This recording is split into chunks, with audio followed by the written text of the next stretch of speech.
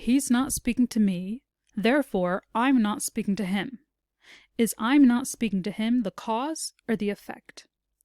To answer this question, let's use the what-why method, where we ask ourselves, what happened in this sentence, and why did it happen? To use the what-why method, we need to locate the main event in this sentence, which here is a little tricky. Both he's not speaking to me and I'm not speaking to him could be the main event. So how do we know which is which?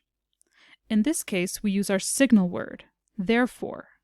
When therefore is attached to a clause, it signals to us that it is the effect, or the what.